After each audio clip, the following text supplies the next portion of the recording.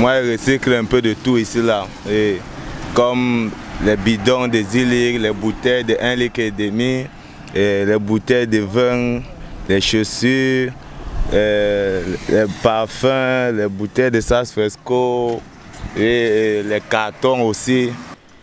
Pierre Talafoka, la vingtaine sonnée, est titulaire d'un certificat d'aptitude professionnelle en électricité, a fait du recyclage d'objets usés son activité principale. Chaque jour, il s'installe près de ce dépôt d'ordures, au lieu du dernier poteau, situé au quartier Mimboman, dans la cité capitale camerounaise Yaoundé. Ses tâches, réceptionner les poubelles qui arrivent, trier et sélectionner les ordures, puis les classer par catégorie et les exposer en tant que produits à vendre. Les prix d'emblée modiques sont discutés avec les acheteurs. Comme par exemple, les bidons de 10 litres, si deux fois on les vend à 100 francs, deux fois le client peut donner 50, le vend. Les bouteilles de whisky là, deux fois on les vend à 100 francs, des fois quand le client donne 50, le vend. Et les chaussures, deux fois on les vend à 500, deux fois on les vend à 300 quand le client pleure. Donc tout dépend de la discussion avec le client. Comme lui, Stéphane passe également ses journées dans ce dépôt d'ordures à la quête d'objets ferreux qu'il livre à des revendeurs.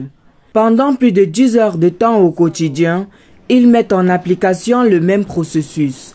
Il réceptionne une vingtaine de poubelles, acheminées ici par des véhicules ou par des brouettes, traînées par des usagers, et commence le tri.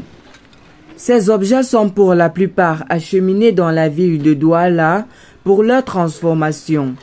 Malgré le travail ardu, ils n'ont aucune assurance d'avoir un revenu à la fin de la journée. Parfois, ils ne vendent pas un seul article.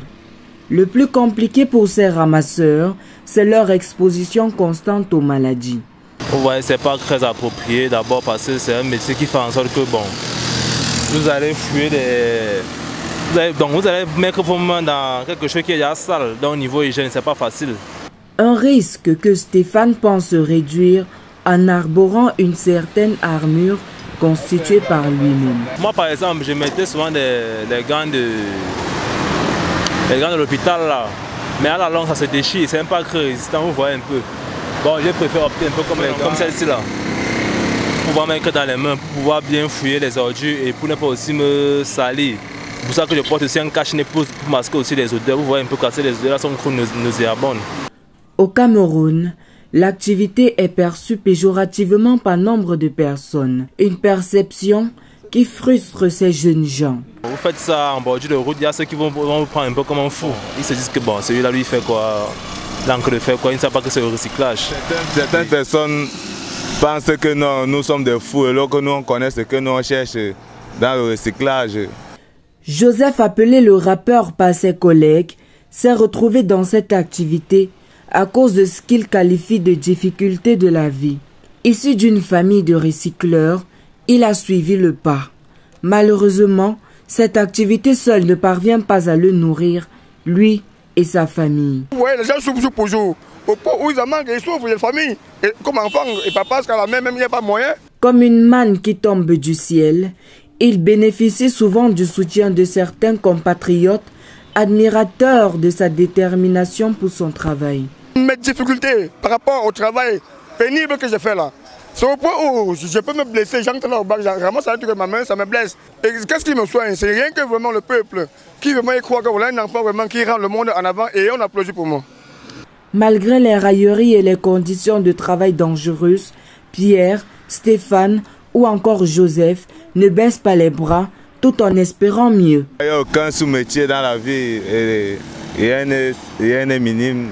Moi, on doit promouvoir le recyclage parce que c'est, comme on le dit souvent, rien ne se perd. Leur rêve, c'est de voir l'activité de recyclage d'ordures se développer dans le pays en intégrant les meilleures conditions de travail qui respectent les normes de sécurité sociale.